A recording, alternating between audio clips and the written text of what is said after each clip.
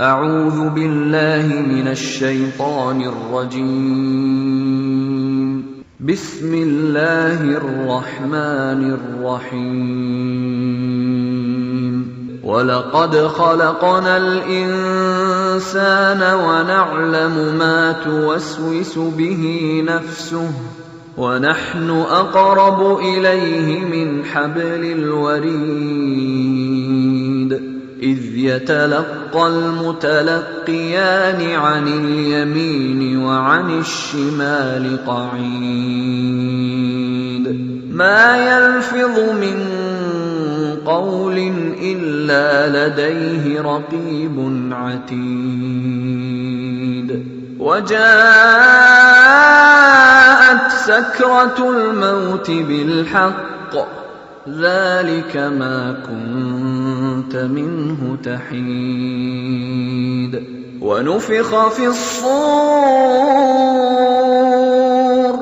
ذلك يوم الوعيد وجاءت كل نفس معها سائق وشهيد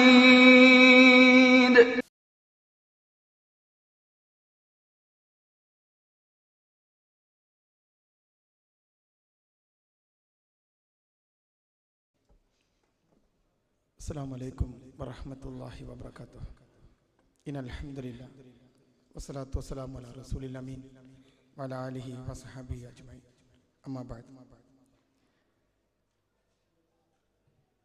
വേദിയിലുള്ള പ്രിയപ്പെട്ട Kuwait Islamic സെൻറ്ററിൻ്റെ നേതാക്കളെ, പ്രിയപ്പെട്ട സഹോദരി സഹോദരന്മാർ, വളരെ കുറഞ്ഞ സമയത്തിനുള്ളിൽ വലിയൊരു വിഷയമാണ് എനിക്ക് തന്നത്. മാറുന്ന ലോകം, മാറുന്ന മക്കൾ, നാം അറിയേണ്ടത്. ഞാൻ എൻ്റെ സമയപരിധിക്കുള്ളിൽ നിന്നുകൊണ്ട് വിഷയത്തോട് നീതി പാലിക്കാൻ എന്നാലാവും വിധം ശ്രമിക്കാം. കഴിഞ്ഞ വെക്കേഷൻ, നാട്ടിലെ വെക്കേഷൻ, ഏപ്രിൽ മാസം ദുബായിൽ പ്രോഗ്രാം നടക്കുന്നു. UAE വിവിധ ഭാഗങ്ങളിൽ പ്രോഗ്രാമുകൾ എല്ലാം കഴിഞ്ഞ് റാസൽ ഖൈമ എന്ന് പറയുന്ന സ്ഥലത്ത് ഒരു പ്രോഗ്രാമിന് വേണ്ടി ചെന്നപ്പോൾ അവിടെ പ്രോഗ്രാമൊക്കെ കഴിഞ്ഞ്, ഒരു സ്കൂളിലെ പ്രോഗ്രാമൊക്കെ കഴിഞ്ഞ് ഞാൻ പുറത്തിറങ്ങി ഭക്ഷണം കഴിക്കാൻ വേണ്ടി ഒരു ഹോട്ടലിൻ്റെ അകത്തേക്ക് കയറാൻ വേണ്ടി നിൽക്കുമ്പോൾ ഹോട്ടലിൻ്റെ പുറത്തു നിന്നൊരു മനുഷ്യൻ, ഒരു സാധാരണക്കാരനായ ഒരു മനുഷ്യൻ വന്ന് എന്നോട് പറഞ്ഞു, എനിക്കൊരിത്തിരി സംസാരിക്കാനുണ്ട്, സാർക്ക് സമയമുണ്ടോ? ഞാൻ പറഞ്ഞു ഓക്കെ, ഭക്ഷണം കഴിക്കാൻ വേണ്ടി എല്ലാവരും കയറിയിട്ടുണ്ട്, എന്നാലും പറഞ്ഞു ഓക്കെ, കുറച്ച് സമയം മതി, ശരി. അദ്ദേഹം വന്ന് എന്നെ പരിചയപ്പെടുത്തി. ഞാൻ ഒരു കോഴിക്കോട്ടുകാരനാണ്. അദ്ദേഹം എന്നെ പരിചയപ്പെട്ടു. എൻ്റെ പേര് ഇങ്ങനെയാണ്, പേരും പറഞ്ഞു. ഞാൻ ഏകദേശം ഒരു 18 വർഷമായി റാസൽ ഖൈമയിൽ ഇലക്ട്രീഷ്യനായി ജോലി ചെയ്യുന്നു.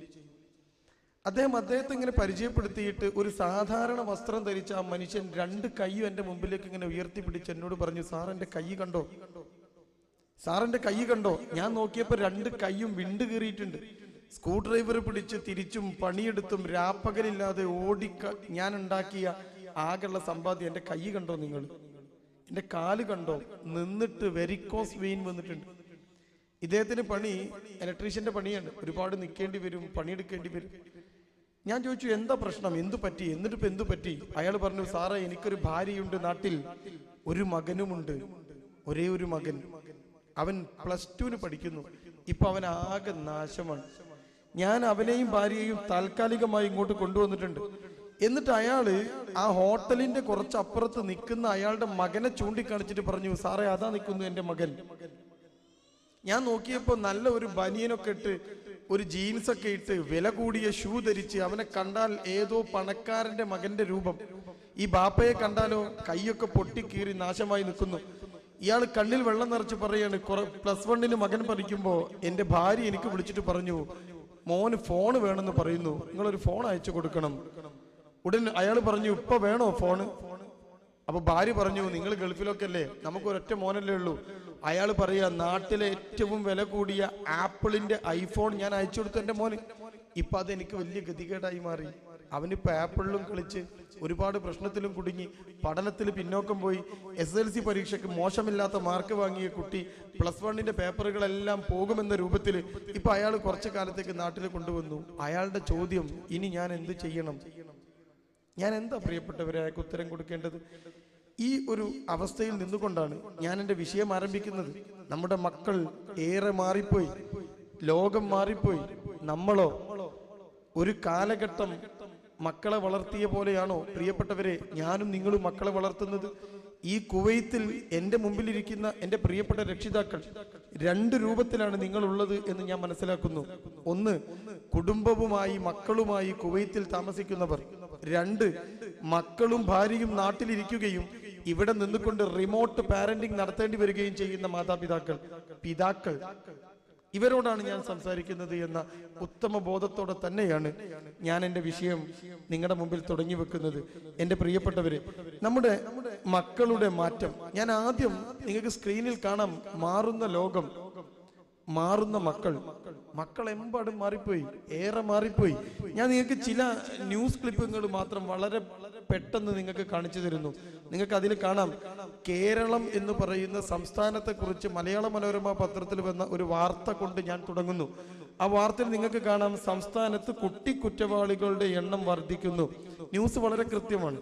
ആ ന്യൂസിൽ പറയുന്നു, സംസ്ഥാനത്ത്, നമ്മുടെ കേരള സംസ്ഥാനത്ത് കുട്ടികൾ കുറ്റവാളികളാകുന്ന കേസുകൾ അനുദിനം വർദ്ധിച്ചു വരുന്നു. നിങ്ങൾക്ക് അതിന്റെ വലതുഭാഗത്ത് വായിച്ചാൽ കാണാം, ക്രൈംസ് റെക്കോർഡ്സ് ബ്യൂറോ റിപ്പോർട്ട് ചെയ്യുന്ന ന്യൂസിൽ, ആ ന്യൂസിന്റെ വലതുഭാഗത്ത് വായിച്ചാൽ നിങ്ങൾക്ക് കാണാൻ പറ്റും, ഏറ്റവും കൂടുതൽ കുട്ടികൾ കുറ്റവാളികളായിട്ടുള്ളത് കോഴിക്കോട് ജില്ലയിലാണ്. അതിന്റെ തൊട്ട് താഴെ നിങ്ങൾക്ക് ഞാൻ അണ്ടർലൈൻ ചെയ്ത് വെച്ചിട്ടുണ്ട്, കാണാൻ പറ്റും. 2ാം സ്ഥാനം എറണാകുളത്തിനും മലപ്പുറത്തിനുമാണ്. കട്ടാൽ കട്ടവന്റെ കൈവെട്ടണം എന്ന് പഠിപ്പിച്ച മുഹമ്മദ് മുസ്തഫ സല്ലല്ലാഹു അലൈഹി വസല്ലമയുടെ അനുയായികൾ ഏറെ ജീവിക്കുന്ന മലപ്പുറം ജില്ല, കോഴിക്കോട് ജില്ല, ഇവിടെയൊക്കെ ജീവിക്കുന്ന നമ്മുടെ ആളുകളാണ്. ഇഷ്ടം പോലെ ഗൾഫ് മണി വന്നിറങ്ങുന്ന സ്ഥലങ്ങള്, അവിടെയൊക്കെ കുട്ടികൾ ധാരാളമായി കുറ്റകൃത്യങ്ങളിലേക്ക് കടക്കുന്നു എന്ന ന്യൂസ് ഞാൻ അവിടെയും നിൽക്കുന്നില്ല. ഇനി നിങ്ങൾക്ക് കാണാം, കുറ്റവാളികൾ പെരുകുന്നു എന്ന് ന്യൂഡൽഹിയിൽ നിന്ന് റിപ്പോർട്ട് ചെയ്യുന്ന കേരളത്തിലെ ആകമാനം, ഇന്ത്യയിലെ ആകമാനം കണക്ക്, ഇന്ത്യ മഹാരാജ്യത്ത് മുഴുവനും കുറ്റവാളികളുടെ എണ്ണം കൂടുന്നു അത്രേ. ഞാൻ അവിടെയും നിൽക്കുന്നില്ല, ഞാൻ മുന്നോട്ട് പോകുന്നു. ഇനി നിങ്ങൾ നോക്കൂ, ഞാൻ നിങ്ങളുടെ മുമ്പിൽ ഒരു കത്ത് സമർപ്പിക്കുന്നു. ഇത് നാട്ടിൽ എനിക്ക് കിട്ടിയ ഒരു, നമ്മുടെ പ്രോഗ്രാമിൽ പങ്കെടുക്കുമ്പോൾ കുട്ടികൾ എഴുതി ചോദിക്കുന്ന ഒരു എഴുത്ത്. ഞാൻ ആളുടെ പേരും അഡ്രസ്സും സ്ഥലവും ഒന്നുമില്ലാതെ നിങ്ങളുടെ മുമ്പിൽ സമർപ്പിക്കുന്നു. നമ്മുടെ മക്കൾ മാറിയത് എന്തെന്ന് നിങ്ങൾക്ക് മനസ്സിലാക്കാൻ കത്ത് നിങ്ങൾക്ക് വായിക്കാം. ഞാൻ +2 പഠിക്കുന്നു, നന്നായി പഠിക്കുന്ന കുട്ടിയായിരുന്നു. +1 പഠിക്കുമ്പോൾ ഒരു യുവാവുമായി പരിചയത്തിലായി. ഞങ്ങളുടെ ബന്ധം ഒരു പ്രേമബന്ധമായി മാറി.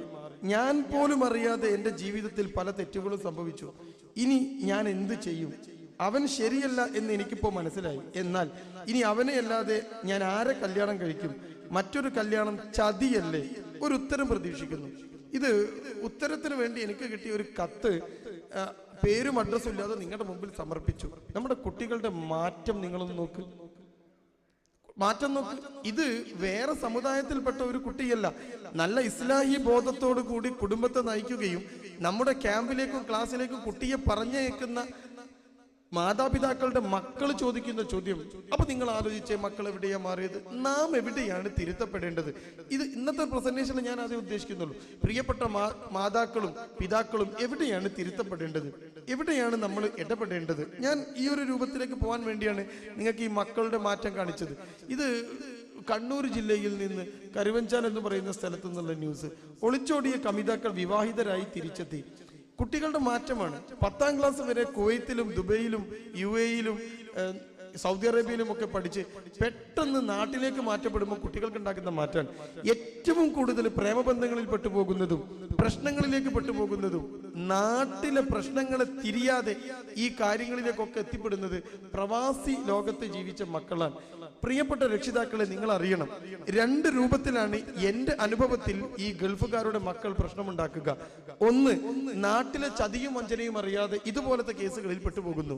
2, കുടുംബമാകുമ്പോൾ കല്യാണം കഴിക്കുമ്പോൾ അവിടെ അഡ്ജസ്റ്റ് ചെയ്യാൻ കഴിയാതെ പ്രശ്നമുണ്ടാകുന്നു.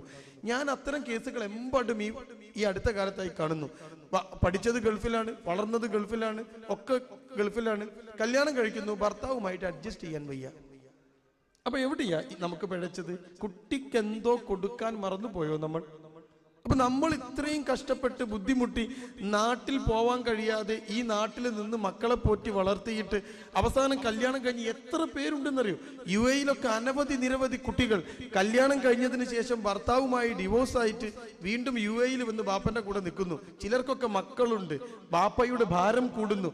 താടി നിറച്ച് മീശ നിറച്ച് ഒരു ബാപ്പ ഈ അടുത്ത കാലത്ത് വന്ന് എൻ്റെ മുമ്പിൽ വന്ന് പറയുന്നു, ഒരു മോള് ഡൈവോഴ്സായി നിൽക്കുന്നുണ്ട്, ഞാൻ കൊണ്ടുവരട്ടെ, സാറ് സംസാരിക്കോ? ഇനിയൊരു കല്യാണത്തിന് അവൾക്ക് താല്പര്യമില്ല അത്രേ. അവൾ ഉപ്പയോട് ചോദിക്കുന്നത് എങ്ങനെ ഞാൻ അഡ്ജസ്റ്റ് ചെയ്യുക? ഈ അഡ്ജസ്റ്റ്മെന്റ് കുട്ടിയെ പഠിപ്പിക്കേണ്ടത് ആരായിരുന്നു? നിങ്ങൾ ചിന്തിക്കുക. അപ്പൊ ഈ കുട്ടി നമുക്ക് ഭാവിയിൽ താങ്ങും തളനുമാകും എന്ന് നാം കരുതിയ കുട്ടി വലിയൊരു ഭാരമായി, മീശയും താടിയും മുടിയും നരച്ചു പോയ ബാപ്പക്ക് വലിയൊരു ഭാരമായിട്ട് ഈ മോള് നിൽക്കുമ്പോൾ സമാധാനത്തോടു കൂടി ജീവിതത്തിന്റെ അവസാനങ്ങളിൽ കഴിച്ചുകൂട്ടാൻ ഈ ബാപ്പക്ക് കഴിയുമോ? ഞാൻ ചില ചോദ്യങ്ങൾ നിങ്ങളുടെ മുമ്പിലേക്ക് വിടുക. അതുകൊണ്ട് നാം ഇവിടെ ജീവിക്കുന്നത് ശാശ്വതമല്ലല്ലോ, നാട്ടിൽ പോവണമെന്നും നാടണയണമെന്നും ഇത് തന്നെയാണ് നമ്മുടെ എല്ലാവരുടെയും ചിന്ത എന്ന് ഞാൻ മനസ്സിലാക്കുന്നു. അങ്ങനെ ആകുമ്പോൾ അവിടെ സമാധാനം കിട്ടണ്ടേ? അതിന് നമ്മുടെ കൂടെ നിൽക്കുന്ന മക്കളെ, നാട്ടിൽ നിൽക്കുന്ന മക്കളെ നമ്മൾ എന്ത് കൊടുക്കണം? ഈ ന്യൂസ് നിങ്ങൾ വായിച്ചു നോക്കൂ. എത്ര കൂളായിട്ടാണ് ആ ന്യൂസ് നമ്മുടെ മുമ്പിൽ റിപ്പോർട്ട് ചെയ്തത്. നിങ്ങൾക്ക് കാണാൻ പറ്റും, കരുവഞ്ചാലിൽ നിന്ന് ഒളിച്ചോടിയ കമിതാക്കൾ വിവാഹിതരായി തിരിച്ചെത്തി. ഞാൻ അവസാനം അണ്ടർലൈൻ ചെയ്ത് നിങ്ങൾ വായിച്ചു നോക്ക്. ആര്യ സമാജത്തിൽ വെച്ച് വിവാഹിതരായി.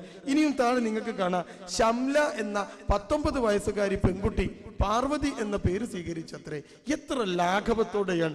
എന്തിനാ പ്രിയപ്പെട്ടവരെ നാം ഉയിര് കൊടുത്ത് മക്കളെ പോറ്റിയത്? നമ്മൾ ചിന്തിക്കണ്ടേ? എന്തിനായി മക്കളെ പോറ്റിയത്?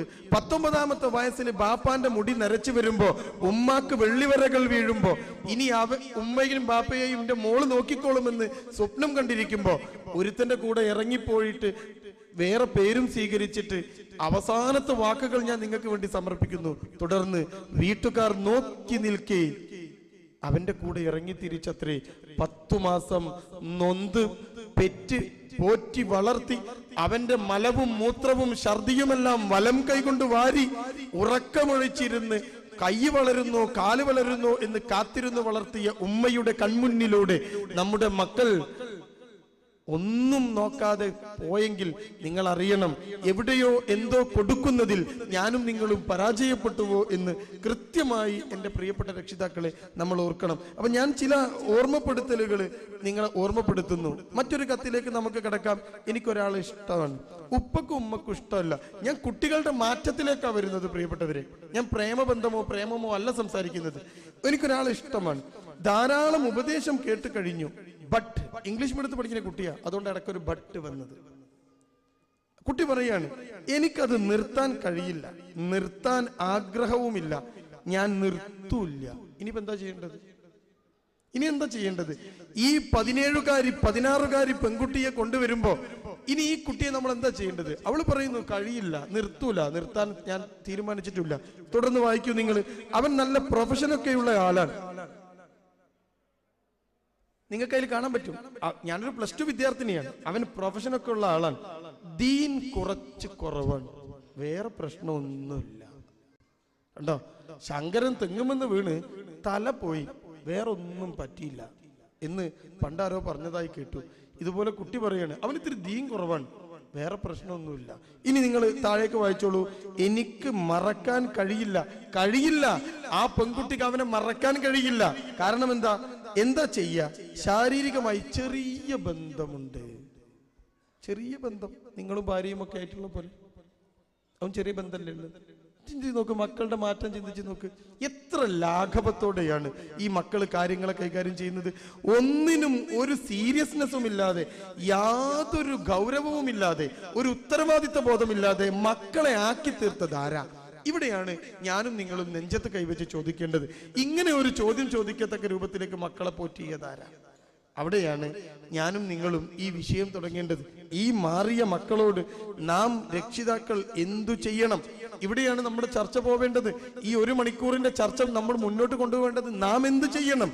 ഞാൻ പറഞ്ഞല്ലോ, ഏറെ മാറിക്കഴിഞ്ഞു നമ്മുടെ മക്കൾ. നമ്മൾ മാറണ്ടേ? എങ്ങോട്ടാ നമ്മൾ മാറേണ്ടത്? ഇനി നിങ്ങൾ ഓർക്കുക, മനുഷ്യൻ എന്ന ജീവിയെക്കുറിച്ച് ചിന്തിക്കുക. ലോകത്ത് മാമൽസ് എന്ന് പറയുന്ന ഒരു ജീവി വിഭാഗമുണ്ട്, വർഗമുണ്ട്, മാമൽസ്. കുട്ടികളെ പ്രസവിച്ച് പോറ്റുന്ന, മുലയൂട്ടി വളർത്തുന്ന ജീവിവർഗത്തെയാണ് മാമൽ എന്ന് പറയാ. മനുഷ്യനൊരു മാമലാണ്. കുട്ടികളെ പെറ്റ് പോറ്റി പാല് കൊടുത്ത് വളർത്തി പോറ്റുന്ന ഒരു വിഭാഗമാണ് മനുഷ്യൻ. എന്ന് നിങ്ങളൊന്ന് ആലോചിച്ച് നോക്ക്. മനുഷ്യൻ കുട്ടികളെ വളർത്തുന്ന അത്ര കാലഘട്ടത്തിൽ, അത്ര കാലയളവിൽ വേറെ ഏതെങ്കിലും ഒരു ജന്തു കുട്ടികളെ വളർത്തുന്നുണ്ടോ? നിങ്ങൾ ചിന്തിക്കും. ഒരു മനുഷ്യന്റെ ആയുസിന്റെ ഭൂരിഭാഗവും നമ്മൾ എടുക്കുന്നത് മക്കളെ പോറ്റാനല്ലേ? വേറെ ഏതെങ്കിലും ഒരു ജന്തു പ്രസവിച്ച് കിടക്കുന്ന നമ്മുടെ വിറകുപുരയിൽ പ്രസവിച്ച പൂച്ച എത്ര ദിവസം പൂച്ചക്കുട്ടിയെ നോക്കും? അതിന്റെ കണ്ണ് കീറി അത് ഭക്ഷണം കഴിക്കാനാകുമ്പോ, അത് പൂച്ചയുടെ വാല് പിടിച്ച് കളിക്കാനാകുമ്പോ, ഒരു പകുതി ചത്ത എലിയെ കൊണ്ടു ചെന്നിട്ട് അത് ചാടി പിടിച്ച് തിന്നാനാകുമ്പോ പൂച്ച മക്കളെട്ടേച്ച് പോകും. പിന്നെ പൂച്ചക്കുട്ടികൾ പൂച്ചയായി വളരും. യാതൊരു നൈതികതയുമില്ല, വളർത്തലുമില്ല. പൂച്ച ഫ്രീ ആണ്. നായ, നിങ്ങൾ നോക്ക്, ലോകത്തെ ഏത് മൃഗവും കുട്ടികളെ പെറ്റ് ഒരു ഇത്തിരി കാലം പോറ്റിയിട്ട് ലോകത്തിട്ടേച്ചു പോകുന്നു. ഞാനും നിങ്ങളുമോ, രക്ഷിതാക്കളോ? ഒരു മനുഷ്യൻ അവന്റെ ജീവിതത്തിലെ ഭൂരിഭാഗവും എടുക്കുന്നത്, അവന്റെ യുവത്വം മുഴുവൻ കളയുന്നത് മക്കളെ പോറ്റാനാണെന്ന് ഓർമ്മ വേണം. അപ്പോ രക്ഷിതാവ്, രക്ഷാകർതൃത്വം എന്നത് എത്ര പ്രാധാന്യമുണ്ടെന്ന് ഓർത്ത് നോക്ക്. ഒരു പെണ്ണിന് 25 വയസ്സ് വരെയാണ് ആയുസ് എന്ന് കഴിഞ്ഞ പ്രാവശ്യം ഞാൻ ഇവിടെ വന്നപ്പോൾ നിങ്ങളോട് പറഞ്ഞു. ഒരു പുരുഷന്റെ ആയുസ് 30 വയസ്സാണ്. 30 വയസ്സ്. 30 വയസ്സിന് ശേഷം ഒരു പുരുഷനും 25 വയസ്സിന് ശേഷം സ്ത്രീയും പിന്നെ ജീവിക്കുന്നത് അവർക്ക് വേണ്ടിയല്ല. ഞാൻ ജീവിക്കുന്നത് എനിക്ക് വേണ്ടിയല്ല, ഞാൻ കഷ്ടപ്പെടുന്നത് എനിക്ക് വേണ്ടിയല്ല. ഈ കുവൈത്തിലെ മാറി വരുന്ന ചൂടും തണുപ്പും മലനാരണ്യവും ബോസിന്റെ ചീത്തയും കഷ്ടപ്പാടുകളും ആകെ 600 സ്ക്വയർ ഫീറ്റ് വരുന്ന നമ്മുടെ ഫ്ളാറ്റിലെ ഇടുങ്ങിയ ജീവിതവുമെല്ലാം ഞാനും നിങ്ങളും സഹിച്ചത് നമുക്ക് വേണ്ടിയല്ല പ്രിയപ്പെട്ടവരെ, നമ്മുടെ വളർന്നു വരുന്ന മക്കൾക്ക് വേണ്ടിയാണ്. 30 വയസ്സിന് ശേഷം ഒരു പുരുഷൻ ഈ മക്കളെ പോറ്റി പോറ്റി പോറ്റി, ഞാൻ നേരത്തെ പറഞ്ഞല്ലോ, അവന്റെ മുടിയിൽ വെള്ളിവരകൾ വീണ് താടി നരച്ച് ആരോഗ്യം ക്ഷയിച്ച് ഇവിടുന്ന് പോകുമ്പോ നമ്മുടെ കൂടെ ആകെ ഉണ്ടാവുക ഈ 30 വയസ്സിന് ശേഷമുള്ള യുവത്വം കൊടുത്ത് ഒരു പെണ്ണും ആണും പോറ്റിയ മക്കളെയും പിടിച്ചിറങ്ങുമ്പോ നമ്മുടെ മക്കള് ശരിയാവണ്ടേ? നമ്മുടെ മക്കള് നമ്മളെ താങ്ങണ്ടേ? ഭാവിയിൽ നമ്മളെ നോക്കണ്ടേ? നിങ്ങൾ ചിന്തിച്ചു നോക്കണം. ഈ തെറ്റ് നമുക്ക് പറ്റിയാൽ ഈ ജീവിതത്തിനൊരു അർത്ഥമുണ്ടോ? നിങ്ങൾ ചിന്തിക്കും. നബി സല്ലല്ലാഹു അലൈഹി വസല്ലം സഹാബാക്കളെ പരിചയപ്പെടുത്തി കൊടുക്കുന്നു. അങ്ങ് പരലോകത്തെത്തുമ്പോ ഒരു മനുഷ്യൻ റബ്ബ് സുബ്ഹാനഹു തആല അദ്ദേഹത്തോട് പറയുന്ന നന്മകളൊക്കെ കേട്ടിട്ട് തരിച്ചു നിൽക്കുന്ന ഒരു മനുഷ്യന്റെ കഥ നബി സല്ലല്ലാഹു അലൈഹി വസല്ലം സ്വഹാബികൾക്ക് പഠിപ്പിച്ചു കൊടുക്കുന്നു. നബി പറഞ്ഞു കൊടുക്കുകയാണ്. അയാൾ ചോദിക്കുമത്രേ, ആ മനുഷ്യൻ റബ്ബിനോട് ചോദിക്കുമത്രേ, എന്താ റബ്ബേ, ഇതൊന്നും ഞാൻ ചെയ്തതല്ലല്ലോ എന്ന് ചോദിക്കുമ്പോ ആ മനുഷ്യനോട് റബ്ബ് സുബ്ഹാനഹു തആല പറയുമത്രേ, നിനക്ക് മക്കളില്ലായിരുന്നോടോ നാട്ടിൽ? നീ മരിച്ചു പോകുമ്പോ ഉണ്ടായിരുന്നു. ആ മക്കൾക്ക് നന്മയുണ്ടായിരുന്നോ? ഉണ്ടായിരുന്നു. ദീൻ കൊടുത്തിരുന്നു. അവര് പ്രാർത്ഥിച്ചാണ് നിനക്ക് ഈ കാണുന്ന ദറജ ഉയർന്നത്, നീ ഈ കാണുന്ന നന്മകൾക്ക് ഉടമയായത് എന്ന് പറയുമ്പോ സന്തോഷത്തോടെ കണ്ണു നിറച്ച് സ്വർഗത്തിലേക്ക് നടന്നു പോകുന്ന ഒരു മനുഷ്യന്റെ കഥ സ്വഹാബികൾക്ക് നബി സല്ലല്ലാഹു അലൈഹി വസല്ലം പഠിപ്പിച്ചു കൊടുത്തുവെങ്കിൽ ഞാനും നിങ്ങളും എന്തായിരിക്കും സ്ഥിതി എന്ന് ആലോചിച്ചോ? ഞാൻ ഇപ്പം കാണിച്ചതായിരിക്കുമോ നമ്മുടെ മക്കൾ ഭാവിയിൽ എഴുതി തരിക? എങ്കിൽ എന്തിനാണ് നമ്മൾ നമ്മുടെ യുവത്വം ചെലവാക്കി മക്കളെ പോറ്റിയത്? നിങ്ങൾ ചിന്തിക്കണം. പെണ്ണുങ്ങളും ചിന്തിക്കണം. എന്തൊരു കഷ്ടപ്പാടാ പ്രിയപ്പെട്ടവരെ. രാവിലെ അടുക്കളയ്ക്ക് കയറിയ വൈകുന്നേരം വരെ പണി. ആർക്കാ ഈ വെച്ച് വിളമ്പുന്നത്? എന്തിനാ നമ്മൾ ഈ കഷ്ടപ്പെട്ടത്? എത്ര ബുദ്ധിമുട്ടുന്നു. ആർക്ക് വേണ്ടി? ഭാവി ഉപകാരപ്പെടേണ്ടേ? അവിടെയാണ് ഇനി ഞാൻ പറയാൻ പോകുന്ന വിഷയത്തിലേക്ക് നിങ്ങൾ വരേണ്ടത്. നാം എന്ത് ചെയ്യണം എന്ന വലിയൊരു ചോദ്യം നമ്മുടെ മുമ്പിലുണ്ട്. നിങ്ങൾക്ക് ഇപ്പൊ ബോർഡിൽ കാണാം, ഞാൻ ഒരു ബന്ധമുണ്ടാക്കി വെച്ചത്. കൃത്യമാണ് ആ ബന്ധം. മാതാപിതാക്കൾ മക്കളെ വളർത്തുന്നു. നിങ്ങൾക്ക് കാണാൻ പറ്റുമോ? വളരെ സിമ്പിളാണ്. എത്ര വർഷം വളർത്തും? ഒരു 20 വയസ്സ് വരെ, 19 വയസ്സ് വരെ. ഇൻഷാ അല്ലാഹ് ഞാൻ അതിലേക്ക് വരാം. എന്നിട്ടോ ഇനി നിങ്ങൾക്ക് അവിടുന്ന് ഇങ്ങോട്ടൊരു ഏരോ മാർക്ക് കാണാം, ഒരു വളഞ്ഞ ഏരോ മാർക്ക്. ആ മക്കൾ മാതാപിതാക്കളെ നോക്കുന്നു അല്ലേ? ഈ ഒരു ബന്ധമല്ലേ മക്കളെ പോറ്റുന്നതിൽ ഞാനും നിങ്ങളുമൊക്കെ മനസ്സിൽ വെക്കുന്നത്. ഞാൻ എൻ്റെ മക്കളെ പോറ്റുന്നു, എന്നിട്ടോ മക്കള് വളർന്നു വലുതാകുന്നു. ആ മക്കള് ഭാവിയിൽ എന്നെ പോറ്റണം വേണ്ടേ? ലോകത്തൊരു ജനവിഭാഗവും ഇങ്ങനെ ചിന്തിക്കുന്നില്ല. ഒരു അമേരിക്കയിലെ ഭാര്യയും ഭർത്താവും മക്കളുണ്ടാകുമ്പോ ആ മക്കൾ എന്നെ നോക്കുമെന്ന് ചിന്തിക്കുന്നില്ല. നിങ്ങൾ ചിന്തിച്ചു നോക്കണം. മനുഷ്യനിൽ വളരെ കുറച്ച് ആൾക്കാർ മാത്രമേ ഇങ്ങനെ ചിന്തിക്കുന്നുള്ളൂ. മുസ്ലിമീങ്ങൾ ചിന്തിക്കുന്നു, കേരളീയർ ചിന്തിക്കുന്നു, ഞാൻ എൻ്റെ മക്കളെ പോറ്റുന്നത് എന്തിനാന്ന് ചോദിച്ചാൽ ഈ ലോകത്തിന് സംഭാവന ചെയ്യാനൊന്നുമല്ല, അതിന് കൂടിയാണ്. അതിൻ്റെ കൂടെയോ എനിക്ക് വയസ്സാകുമ്പോൾ അവൻ എൻ്റെ താങ്ങാവണം, എൻ്റെ പ്രിയപ്പെട്ട മകൻ എൻ്റെ വലതു സൈഡിൽ നിന്ന് എന്നെ താങ്ങാവണം, എൻ്റെ പ്രിയപ്പെട്ട മകൾ എൻ്റെ താങ്ങാവണം. നിങ്ങൾ നോക്ക്, ഇതല്ലേ ഏതൊരു മനുഷ്യന്റെയും ഒരു കേരളീയന്റെയും ശരാശരിക്കാരന്റെ ആഗ്രഹം അല്ലേ? എന്നാ യൂറോപ്യൻ ഇത് ചിന്തിക്കുന്നുണ്ടോ? ഒരു യൂറോപ്യനും ചിന്തിക്കുന്നില്ല തന്റെ മകൾ വലുതാകുമ്പോൾ തന്നെ നോക്കണമെന്ന്.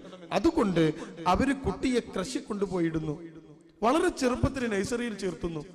മക്കൾക്ക് പാല് കൊടുക്കാൻ അവർ തയ്യാറല്ല. തന്റെ ശരീരത്തിന്റെ സൗന്ദര്യം നഷ്ടപ്പെടുമെന്നോർത്ത് പാല് കൊടുക്കാൻ തയ്യാറാവാത്ത അമ്മമാരുണ്ട് യൂറോപ്യൻ നാടുകളിൽ. അവർ തയ്യാറല്ല. അവർ പറയുന്നു, എന്റെ സൗന്ദര്യം പണയം വെക്കാൻ ഞാൻ തയ്യാറല്ല, മക്കൾ എങ്ങനെങ്കിലും വളരട്ടെ. കൃഷി കൊണ്ടുപോയിടുന്നു. അവിടെ അമ്മയുടെ ചൂട് കിട്ടാതെ, സ്നേഹം കിട്ടാതെ മക്കൾ വളരുന്നു. ആ അമ്മ ഒരിക്കൽ പോലും ചിന്തിക്കുന്നില്ല ഈ മക്കൾ എന്നെ നോക്കണമെന്ന്. ആ അമ്മക്ക് നിരാശയില്ല. അതുകൊണ്ടാണ് യൂറോപ്യൻ രാജ്യങ്ങളിൽ ഇങ്ങനെ ആളുകൾ ജീവിച്ചുകൊണ്ടിരിക്കുന്നത്. അതാണോ നമ്മൾ മാതൃകയാക്കേണ്ടത്? കേരളത്തിൽ വളർന്നു വന്നുകൊണ്ടിരിക്കുന്ന വൃദ്ധസദനങ്ങളെ കുറിച്ച് വാതോരാതെ സംസാരിക്കാൻ നമ്മൾ ഒരു ഭാഗത്ത് വളർന്നു വരുന്ന കൃഷികളെ കുറിച്ച് നാം മൗനം പാലിക്കുന്നു. ശരിയാണോ ഇത്? എന്തുകൊണ്ടാവാ വൃദ്ധസദനങ്ങൾ വളരുന്നത്? എന്റെ പൊന്നുമോൻ ഞാൻ വയസ്സാകുമ്പോ തുപ്പിയാൽ ദൂരം പോവാത്തപ്പോ എന്റെ പൊന്നുമോൻ എന്റെ കൈകൾ പിടിക്കുമെന്ന് എനിക്ക് ഉറപ്പുണ്ടെങ്കിൽ എവിടെയാ പ്രിയപ്പെട്ടവരെ വൃദ്ധസദനത്തിന്റെ സ്കോപ്പ് കിടക്കുന്നത്? അപ്പൊ ചെറുപ്പത്തിൽ നമ്മൾ കൊടുത്തതാണ്, വലുതാകുമ്പോൾ നമുക്ക് തിരിച്ചു കിട്ടിയത്. നിങ്ങൾ ഒന്നാമത്തെ ബന്ധത്തിൽ മാതാപിതാക്കൾ മക്കൾക്ക് സ്നേഹം കൊടുത്തോ എങ്കിൽ ആ സ്നേഹം നിങ്ങൾക്ക് തിരിച്ചു കിട്ടും. കണ്ടോ, ഭാവിയിൽ അവൻ സ്നേഹം തിരിച്ചു തരും. നിങ്ങൾ വിദ്വേഷമാണോ കൊടുത്തത്? പ്രശ്നമാണോ ഉണ്ടാക്കിയത്? ആത്മവിശ്വാസം നശിപ്പിച്ചോ നിങ്ങളുടെ മക്കളുടെ? എങ്കിൽ തിരിച്ചു കിട്ടും നിങ്ങൾക്കത്. പ്രിയപ്പെട്ട രക്ഷിതാക്കളെ, കാറ്റ് വിതച്ച് കൊടുങ്കാറ്റ് കൊയ്യരുത്. നമ്മൾ ചെയ്യാൻ പോകുന്നത് ഇപ്പൊ കാറ്റ് വിതച്ച് കൊടുങ്കാറ്റ് കൊയ്യരുത്. അപ്പൊ നമ്മൾ വിതയ്ക്കണം, നമ്മുടെ കുട്ടികളുടെ മനസ്സിൽ നന്മയുടെ വിത്ത് വിതയ്ക്കണം. അപ്പൊ നിങ്ങൾ ആലോചിച്ച് നോക്ക്, ഭാവിയിലോ കുട്ടി നമ്മളെ പോറ്റും. നിങ്ങൾ ചിന്തിച്ചു നോക്ക്, മാതാപിതാക്കള് മക്കൾക്ക് നിസ്കാരം പഠിപ്പിച്ചു കൊടുത്തു. നിസ്കാരത്തിന്റെ സമയത്ത് സുബൈക്ക് അവനെ വിളിച്ചു, അവന് മഗ്‌രിബിനും അസറിനും ഇശാക്കും ഒക്കെ അവനെ പറഞ്ഞയച്ചു, നിസ്കരിക്കാൻ പഠിപ്പിച്ചു. എന്ത് നല്ല മക്കൾ!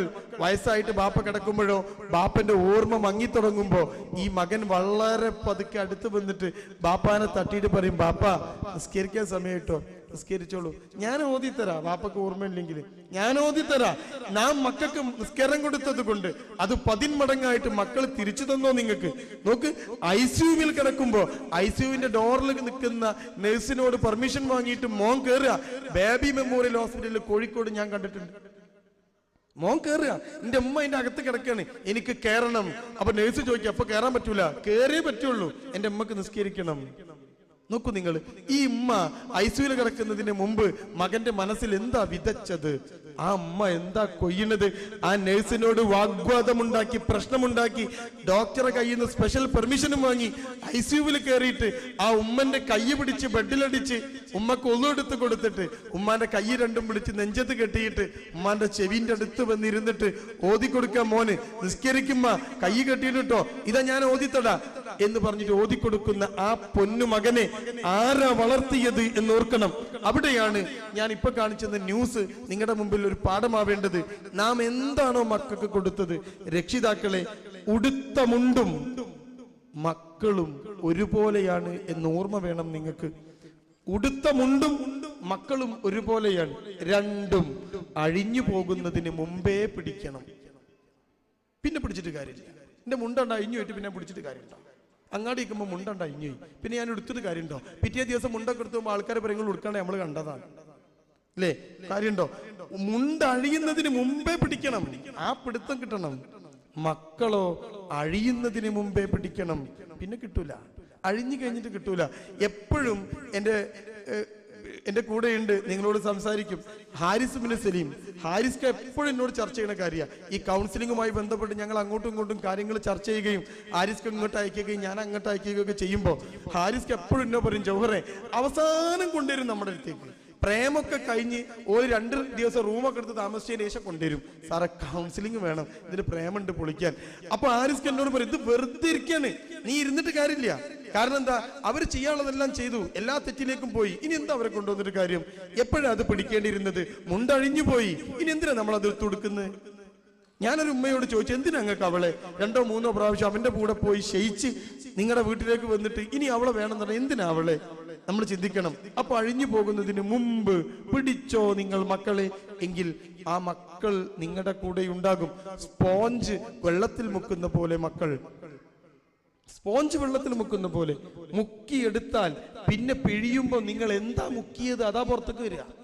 നിങ്ങൾ കക്കൂസിലെ വെള്ളത്തിലാണോ ആ സാധനം പിഴിഞ്ഞത്, സ്പോഞ്ച് മുക്കിയത്? എങ്കിൽ നിങ്ങൾ പിഴിയുമ്പം കിട്ടിയ കക്കൂസിലെ വെള്ളല്ലേ? നിങ്ങൾ ശുദ്ധജലത്തിലാണോ മുക്കിയത്? നിങ്ങൾ പനീരിലാണോ മുക്കിയത്? എങ്കിൽ ആ സ്പോഞ്ച് പിഴിയുമ്പം പനീര് പുറത്തേക്ക് വരും, മക്കൾക്ക് കൊടുത്തത് പുറത്തേക്ക് വരും. അപ്പൊ ആരാ മക്കളുടെ കാര്യത്തിൽ തീരുമാനമെടുക്കേണ്ടത്? അപ്പൊ നിങ്ങൾ ഈ മക്കളുടെ ബന്ധം നോക്കൂ. വളർത്തുന്നിടത്ത് നന്മ കൊടുത്തോ നന്മ തിരിച്ചു കിട്ടും, സ്നേഹം കൊടുത്തോ സ്നേഹം തിരിച്ചു കിട്ടും, മതം കൊടുത്തോ മതം തിരിച്ചു കിട്ടും, നിസ്കാരം പഠിപ്പിച്ചോ നിസ്കാരം തിരിച്ചു കിട്ടും. എന്ത് രസമുണ്ട്, നിങ്ങൾ ആലോചിച്ച് നോക്ക്, എന്ത് രസമുണ്ട്. അല്ലാതെ ICUവിൽ കിടക്കുന്ന അമ്മനെയും ബാപ്പനെയും തിരിഞ്ഞു നോക്കാത്ത മക്കൾ എത്ര പേരുണ്ട്? നിങ്ങൾ ചിന്തിക്ക്. കോഴിക്കോട് മിംസ് എന്ന് പറയുന്ന ആശുപത്രിയുണ്ട്. ഞാനൊരു കോഴിക്കോടിന്റെ പ്രാന്തപ്രദേശം ജീവിക്കുന്ന ആളായതുകൊണ്ടാണ് കോഴിക്കോട് ഉദാഹരണം പറയുന്നത്. മിംസ് ആശുപത്രി എന്ന ആശുപത്രി, മിംസ് ആശുപത്രിയിലെ ICUവിൽ ഒരു ഉമ്മ, ഒരു 10-66 വയസ്സ് കാണും ഉമ്മക്ക്. ഉമ്മ അസുഖം ബാധിച്ച് അത്യാസന്ന നിലയിൽ കിടക്കുന്നു. ഉമ്മന്റെ ബൈസ്റ്റാൻഡർ ആയിട്ട് നിൽക്കുന്നത് ഒരു 70 വയസ്സിന് 75 വയസ്സോളമുള്ള ഉമ്മയുടെ ഭർത്താവ്, ബാപ്പ വിറയ്ക്കുന്ന കൈകളും അത്ര ആരോഗ്യമില്ലാത്ത കാലുകളുമായി ലിഫ്റ്റിൽ വന്നിട്ട് ആ കസേരയിലിരിക്കുക. അകത്ത് ഭാര്യ കിടക്കുന്നു.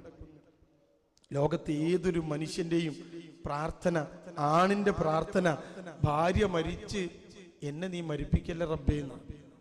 ഏതാണിന്റെയും പ്രാർത്ഥന അത് മനസ്സിലാവില്ലായിരിക്കും. നിന്റെ ഭാര്യ മരിച്ചിട്ട് നീ എന്നെ മരിപ്പിക്കല്ലേ റബ്ബേ, ആദ്യം എന്നെ നീ മരിപ്പിക്കണം, എന്നിട്ട് എന്റെ ഭാര്യയെ കൊണ്ടുപോയാൽ മതി. ഒരു ഭാര്യ മരിച്ച് വയസ്സാം കാലത്ത് ഭർത്താവ് ഒറ്റക്കായ ഒരു മക്കൾക്ക് നോക്കാൻ കഴിയില്ല. നമ്മനെ നോക്കാൻ ഇഷ്ടം പോലെ ആൾക്കാരുണ്ടാവും. ഏറ്റവും ചെലവ് കുറഞ്ഞ വേലക്കാരിയാണ് ഉമ്മ. ഞാൻ അത് പറയുമ്പോൾ ചിലപ്പോൾ വലിയ പ്രശ്നമാവില്ലേ?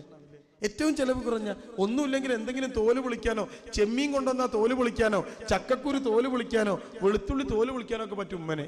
ബാപ്പന് എന്തിനാ പറ്റുക? ബാപ്പ പുറത്തേക്ക് ഇറങ്ങാണ്ട് പറഞ്ഞാൽ മൂപ്പര് പുറത്തേക്ക് പോകും, നോക്കാൻ കഴിയില്ല. അതുകൊണ്ട് ഏത് പുരുഷനും എന്താ കരുതുക, എന്റെ ഭാര്യക്ക് നീ ദീർഘായുസ് കൊടുക്കണം, ഞാൻ മരിച്ചിട്ട് അവള് മരിക്കാവും. അത് അല്ലെങ്കിൽ ഭയങ്കര പ്രശ്ന. ഈ ബാപ്പ പുറത്തിരിക്കുക, സർവ്വ സങ്കടങ്ങളും ഉള്ളിലൊതുക്കി നേഴ്സ് വന്ന് പറഞ്ഞു, ഇത്തിരി അധികമാണ് നിങ്ങളുടെ ഭാര്യക്ക്, നിങ്ങളെ കാണണമെന്ന് പറയുന്നു ഭാര്യ. ബാപ്പ പേടിച്ച് ICUവിലേക്ക് കയറി, തണുത്ത ICUവിലേക്ക് ബാപ്പ കയറുക. ഉമ്മ ബാപ്പരെ പ്രതീക്ഷിച്ചിരിക്കുകയാണ്. അവസാനമായി തുടങ്ങി. ഡോക്ടർമാർ പറഞ്ഞു നോക്കിയിട്ട് കാര്യമില്ല. ആ ഉമ്മ തന്റെ കൈയെടുത്ത്, വിറയ്ക്കുന്ന കൈയെടുത്ത് ഭർത്താവിന്റെ കയ്യിൽ പിടിച്ചിട്ട് പറഞ്ഞു, എല്ലാം കഴിഞ്ഞു പോവാണ്, യാത്ര പറയുന്നു പ്രിയതമ. മക്കളെ സമ്മാനിച്ച് ഒരുപാട് കാലം ഈ ഭർത്താവിന്റെ കൂടെ ജീവിച്ച ഭാര്യ യാത്ര പറയുന്നു. ഭർത്താവിന്റെ കയ്യിൽ ഇങ്ങനെ കൈവച്ചിട്ട് ഈ ഭാര്യ പറയാണ് ഭർത്താവിനോട്, മക്കൾക്കൊക്കെ വിദ്യാഭ്യാസം കൊടുത്തതാണ് ഞാനും നിങ്ങളും ചെയ്ത തെറ്റ് അല്ലേ? മരിക്കാൻ നേരത്ത് ഉമ്മന്റെ വാക്കാ പാപ്പയോട്, മക്കളെ പഠിപ്പിച്ചതാണ് നമ്മൾ ചെയ്ത തെറ്റ് ഇല്ലേ? അങ്ങനെ ഒരു തെറ്റ് നമ്മൾ ചെയ്തു പോയി. ഇനി ബാപ്പ എന്ത് ചെയ്യും? ഉമ്മക്ക് ആദിയാണ്. ആ മരിക്കാൻ മരണാസന്നയായി കിടക്കുമ്പോ ഉമ്മക്ക് ആദിയാണ്. കുറച്ചു നേരത്തിന് ശേഷം ഉമ്മ മരിച്ചുപോയി. നമുക്ക് ഈ ഉമ്മനൊന്ന് എടുത്ത് പരിശോധിച്ച് നോക്കാം. എന്താ ഈ ഉമ്മയുടെ മക്കൾക്ക് പ്രശ്നം? 3 മക്കൾ. നിങ്ങൾ ആലോചിക്കണം, 3 മക്കൾ. ബാപ്പ ഹെഡ് മാസ്റ്റർ ആയിട്ട് റിട്ടയർഡ് ചെയ്ത ബാപ്പയാ. ഹെഡ് മാസ്റ്റർ ആയിട്ട് റിട്ടയർഡ് ചെയ്ത ആയിരക്കണക്കിന് ലക്ഷക്കണക്കിന് വിദ്യാർത്ഥികൾക്ക് ചിലപ്പോൾ വെളിച്ചം പകർന്ന ബാപ്പ. ഈ ബാപ്പ റിട്ടയർഡൊക്കെ ചെയ്ത് ജീവിക്കുക. ഉമ്മ പണ്ട് കാലത്ത് ജീവിച്ച ഉമ്മയാണ്. എന്നിട്ടും ഉമ്മ ഒരു ടീച്ചറാണ്, പ്രൈമറി സ്കൂളിലെ ടീച്ചറാണ്, റിട്ടയർഡ് ചെയ്തതാണ്. ഇതാണ് ഉമ്മ. ഈ ഉമ്മക്കും ബാപ്പക്കും 3 മക്കൾ. മൂത്തവൻ നന്നായി പഠിക്കുന്ന കുട്ടി. ബാപ്പ പഠിപ്പിച്ചു മോനെ, എല്ലാം മറന്ന് പഠിപ്പിച്ചു. പഠിച്ച് അവൻ ഡോക്ടറായി. നിങ്ങൾ ആലോചിച്ച് നോക്ക്. ഇനി ആ ഡോക്ടറായിട്ട് നിങ്ങൾ ചിന്തിക്ക്, ഇവൻ എന്താ ചെയ്ത്? ഇവൻ ഡോക്ടറായി, MD എടുത്ത് ഒരു ഡോക്ടർ പെണ്ണിനെയും കെട്ടി ദൂരെ ഏതോ രാജ്യത്ത് ജോലി ചെയ്യുന്നു. അവനും മക്കളും ഭാര്യയും അവിടെ ജീവിക്കുന്നു. എപ്പോഴെങ്കിലുമൊക്കെ ഫേസ്ബുക്കിലൂടെയോ വാട്സപ്പിലൂടെയോ ഹായ് എന്ന് പറയാൻ മാത്രം അവൻ്റെ പേരക്കുട്ടികൾ അവരുടെ മുമ്പിലേക്ക് വരുന്നു. ഈ ബാപ്പനെ കുറിച്ച് ആലോചിച്ച് നോക്ക്. രണ്ടാമത്തത് മോളാണ്. മോൾ എഞ്ചിനീയറിങ്ങിനാണ് പഠിച്ചത്. അതങ്ങനെയാണല്ലോ, പെൺകുട്ടികൾക്കൊക്കെ എഞ്ചിനീയറിംഗ് ആണല്ലോ ഇപ്പോൾ ഫ്രീ ആയിട്ട് കിട്ടാണ്ട് സീറ്റ്. ഇപ്പോൾ എഞ്ചിനീയറിങ്ങിന് പഠിച്ചു, എന്നിട്ടോ അവൾക്ക് ജോലിയൊന്നുമില്ല. പക്ഷെ എഞ്ചിനീയറായ ഒരു ഭർത്താവിനെ കിട്ടി. അയാളുടെ ഭർത്താവിൻ്റെ കൂടെ ദുബായിലോ സൗദി അറേബ്യയിലോ ഉള്ള രാജ്യത്ത് അവളും സുഖമായി കഴിയുന്നു. ഉമ്മ ബാപ്പ നാട്ടിൽ കഴിയുന്നു. ചെറിയ മകനും എഞ്ചിനീയറാണ്, അവനും ദൂരെ എവിടെയോ ജോലി ചെയ്യുന്നു. 3 പേരും നാട്ടിലില്ല. അപ്പൊ നിങ്ങൾ ആലോചിക്കണം, ഞങ്ങളെപ്പോലെയുള്ള ആൾക്കാർ ഈ ജോലി ഒഴിവാക്കി നാട്ടിൽ പോയി നിൽക്കണോ? അല്ലേ? നിങ്ങൾ അതാണോ പറയണത്? ഞാനിത് എവിടെ പറഞ്ഞപ്പോൾ എന്നോട് ചോദിച്ചു, നിങ്ങൾ പറഞ്ഞത് ഞങ്ങളൊക്കെ ഒഴിവാക്കി പോകണം എന്നാണോ? ആണ്. ബാപ്പയും ഉമ്മയും ഒറ്റക്കാണെങ്കിൽ ഒഴിവാക്കി പോകണം തന്നെ പറയണേ. എന്താ അതിനപ്പുറത്തേക്ക് പറയാൻ വേറെ? ആര് നോക്കും നിങ്ങളെ ബാപ്പനെയും ഉമ്മനെയും? അവിടെ നോക്കാൻ ആളുണ്ടെങ്കിൽ ഓക്കെ. അപ്പോ ഞാൻ എന്റെ വിഷയത്തിലേക്ക് വരികയാണ്. ഈ ഉമ്മയും ബാപ്പയും പറയുകയാണ്. ഇനി നിങ്ങൾ ആലോചിച്ച് നോക്കണം, കോഴിക്കോടിനടുത്തുള്ള വലിയൊരു കൊട്ടാര സദൃശ്യമായ വീട്ടിലാണ് ഉമ്മയും ബാപ്പയും ജീവിക്കുന്നത്. മുറ്റത്ത് പോർച്ചിൽ കാറ് കിടക്കുന്നു. ഈ കാറിനൊരു ഡ്രൈവർ ഉണ്ട്. ആ ഡ്രൈവർ തന്നെയാണ് സാധനം വാങ്ങിക്കൊണ്ടുവരാനും പുറത്തെ പണിയൊക്കെ എടുക്കാനും ഒക്കെ. അകത്ത് അടുക്കളയിൽ ഒരു വേലക്കാരിയുണ്ട്. ഉമ്മനെയും ബാപ്പനെയും നോക്കാൻ ഒരു ഹോം നേഴ്സ് ഉണ്ട്. ഇത്രയും വലിയ സൗകര്യം വേറെ ഏത് ബാപ്പക്കും ഉമ്മക്കാ കിട്ടുക? കണ്ടോ? ഒരു പൈസയും ബാപ്പ ചെലവാക്കണ്ട, ഉമ്മ ചെലവാക്കണ്ട, എല്ലാം മക്കള് പേ ചെയ്തോളൂ. ഇന്റർനെറ്റ് ബാങ്കിങ് എന്ത് സുഖാന്നറിയൂ. ഇനി ബാപ്പാക്കോ ഉമ്മക്കോ രോഗമുണ്ടെങ്കിലോ പേടിക്കേണ്ട, ആ കാറിൽ കയറി ഇരുന്നാൽ മതി. ഉമ്മയും ബാപ്പയെയും മിംസ് ആശുപത്രി കൊണ്ടുപോകും, ഡോക്ടർമാർ ചികിത്സിക്കും, അഡ്മിറ്റ് വേണമെങ്കിൽ അഡ്മിറ്റ് ചെയ്യും. പൈസക്ക് പേടിക്കേണ്ട, നെറ്റ് ബാങ്കിങ് വഴി മിംസാർക്ക് കൊടുക്കും. മിംസാർക്കും സൗകര്യ, എണ്ണണ്ടല്ലോ. കണ്ടോ എന്ത് എളുപ്പം. നിങ്ങൾ പറ, ഇതാണോ വൃദ്ധരാകുമ്പോൾ നിങ്ങൾ തിരിച്ചു വേണമെന്ന് ആഗ്രഹിക്കുന്നത്? ഈ ഉമ്മ പറയാ, മക്കളെ പഠിപ്പിച്ചത് വലിയ അബദ്ധമായില്ലേ? ആണോ? അല്ല. എന്തേ പ്രിയപ്പെട്ടവരെ നമ്മുടെ മക്കള് നമ്മുടെ അടുത്ത് കൂടി വരാത്തത്?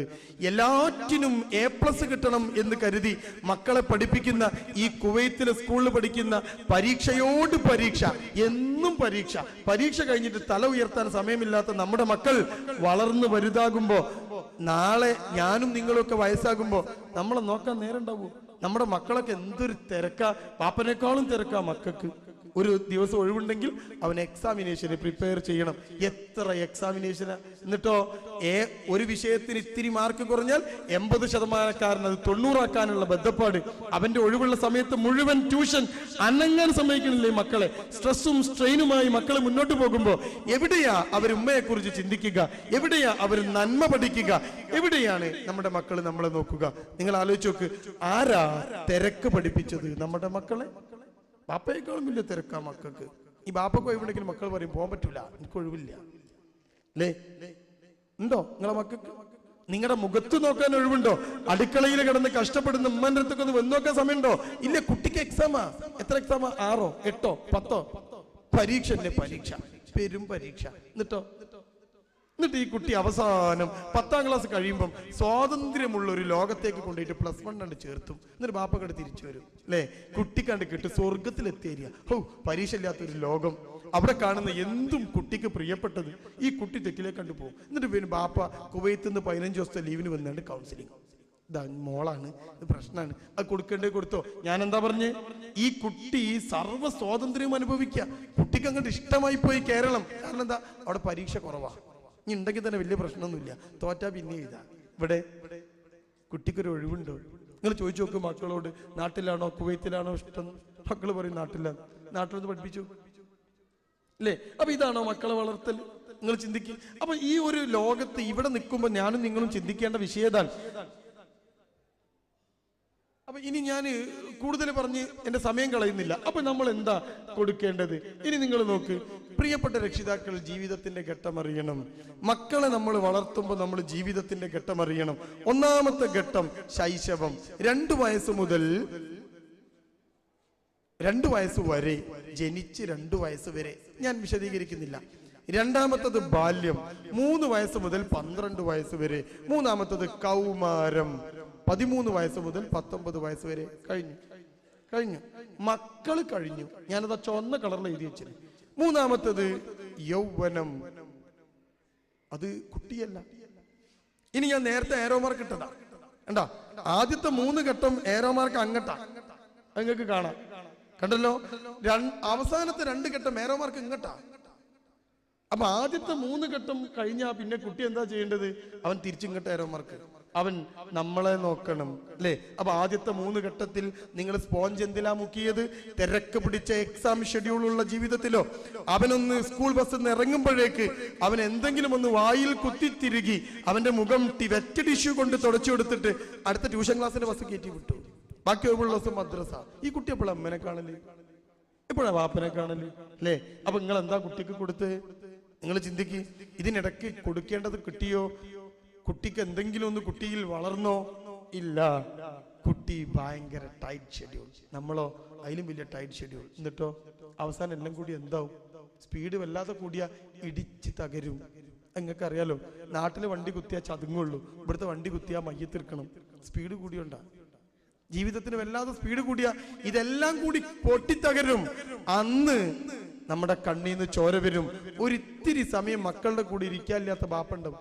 അവസാനം കൗൺസിലിങ്ങിന് വന്നിട്ട് ഞാൻ പറയും, ഒരു 2 മണിക്കൂർ നിങ്ങൾ ഇരിക്കാൻ കേട്ടോ. 2 അല്ല സാറേ, വേണേ 4 ഇരിക്കുക. അതിന്റെ തിരക്കില്ലേ? എല്ലാ തിരക്കും തീർന്നു. ആ ഇരുത്ത ആദ്യം ഇരുന്നാൽ മതിയായിരുന്നു. ഈ കൗൺസിലിങ്ങിനെ വരാൻ തിരിക്കേണ്ടി വരില്ല കേട്ടോ. ഒരു തിരക്കുമില്ല. മൂപ്പർക്ക് എന്തൊരു സുഖമെന്നറിയോ, എന്തൊരു ക്ഷമന്നറിയോ. നിങ്ങൾക്ക് വായിക്കാൻ വല്ലതും വേണ്ടോ? വേണ്ട, ഞാൻ ഇവിടെ ഇരുന്നോളാം. നിങ്ങൾ എങ്ങനെ ശരിയാക്കി എന്നാൽ മതി. എങ്ങനെ ശരിയാക്കല് കണ്ടോ? ഒരു ഇലക്ട്രീഷ്യനായ ആള് മോനെ കൊണ്ടുവന്നതിന് അടിയും പിടിയും കുത്തും എല്ലാം കൊടുത്ത് വളരെ സ്ട്രിക്റ്റ് ആയിട്ട് വളർത്തിയ നന്നാൻ വേണ്ടിയിട്ട്. എന്നിട്ട് മോനെ കൊണ്ടുവന്നിട്ട് എൻ്റെ അടുത്ത് നിന്ന് പറയാണ്, ഞാൻ നല്ല കൊടുത്തിട്ടുണ്ട്, നന്നാവുന്നില്ല, നിങ്ങൾ നോക്ക്. അങ്ങനെ ഞാൻ കുറച്ചു നേരം സംസാരിച്ചപ്പോൾ ഈ കുട്ടിയോട് ഞാൻ ചോദിച്ചു, മോനെ നിനക്ക് എന്താവാനാ ആഗ്രഹം? ഒരു 9ാം ക്ലാസ്സുകാരൻ ചെക്കൻ എന്നോട് പറയാ, എനിക്ക് വലുതാവാനാണ് ആഗ്രഹം. ഞാൻ ചോദിച്ചു, അതെന്താ ആഗ്രഹമാണ്? വലുതാവാനാണ് ആഗ്രഹം. ഞാൻ ചോദിച്ചു, അത് വലുതായിക്കോളൂല്ലേ? ആ വലുതായിക്കോളും, വലുതാവാനാണ് ആഗ്രഹം. അപ്പൊ ഞാൻ ചോദിച്ചു, എന്നിട്ട് വലുതായിട്ട്? അപ്പൊ ഞാൻ വിചാരിച്ചു ഡോക്ടറോ എഞ്ചിനീയറോ ഇതൊക്കെയുള്ള കുട്ടികൾ, മാറുന്ന കുട്ടികൾ. കുട്ടി പറഞ്ഞു, വലുതായിട്ട് കൊടുക്കും ഞാൻ. ആർക്ക്? ഞാൻ ഉടൻ തന്നെ ചെക്കനോട് പറഞ്ഞു, മോനെ ഈ പുറത്തേക്ക് ഇരുന്ന് ബാപ്പനെ കെട്ട് വിടുന്നു. ബാപ്പുണ്ട് അല്ലേ ഗുമ്മിൽ വരുന്നേ, ഒരു കസേര ഇരുന്ന് എന്നോട് ചോദിക്കാം ശരിയായോ? ഞാൻ അയാളോട് പറഞ്ഞത് ഫീസ് പോയതൊന്നും അല്ലല്ലോ, മാറ്റിക്കെട്ടാൻ. ബാപ്പ ഇലക്ട്രീഷ്യനാ, മൂപ്പർക്ക് അങ്ങനെയാണ് കയറിയിട്ട് ശരിയായോ? ഓ കത്തി, ബൾബ് കത്തി അല്ലേ? ഞാൻ ബാപ്പനോട് പറഞ്ഞത് ഫീസ് പോയതൊന്നുമില്ല. ഞാൻ അയാളോട് ചോദിച്ചു, നിങ്ങൾ എന്തിനാ അവനെ പോറ്റിന്? അതിപ്പോൾ എന്ത് ചോദ്യാ? നിങ്ങൾക്ക് അറിയില്ലേ പോറ്റിന് ഭാവിയിൽ നോക്കണം, വളർത്തണം അല്ലേ? എല്ലാ ബാപ്പാരും പറഞ്ഞ ചോദ്യം. ഞാൻ പറഞ്ഞു ശരി, പക്ഷെ അവൻ ഇതിനൊന്നുമല്ല വളരുന്നേ. നിങ്ങൾ നല്ല ചോറ് കൊടുത്താൽ മതി. അവൻ നിങ്ങളുടെ അത്ര വലുതാകുമ്പോൾ ഇനി നിങ്ങൾ അടിക്കാൻ വേണ്ടി പൊക്കുന്ന കൈ അവൻ പിടിക്കും, ചിലപ്പോൾ ഒന്ന് തിരിച്ചു കിട്ടും. കഴിഞ്ഞില്ലേ ബാപ്പന്റെ വില തീർന്നില്ലേ? അപ്പം മക്കളെങ്ങനെ പോറ്റി? അപ്പൊ നമ്മൾ എപ്പോഴും ആലോചിക്കണം, ആദ്യത്തെ 3 ഘട്ടം പരമപ്രധാനം. എന്റെ സമയം തീരുന്നു. ഇനി നിങ്ങൾ ശ്രദ്ധിച്ചു നോക്കിക്കോ. ഇതില് ഞാൻ പറയുന്ന ഈ ഘട്ടം മാത്രമേ ഞാൻ പറയുള്ളൂ. ഈ ഘട്ടം പിന്നെ ഞാൻ പറയേണ്ട ആവശ്യമില്ല, അത് നിങ്ങളെ മടി കിടക്കുന്ന പ്രായം, അത് ഞാൻ വിട്ടു. ഇനി ബാല്യം. എൻ്റെ മുമ്പിലിരിക്കുന്ന രക്ഷിതാക്കൾ ചിന്തിക്കണം, ഒരു കുട്ടിയുടെ വ്യക്തിത്വം മറന്നു പോകരുത്.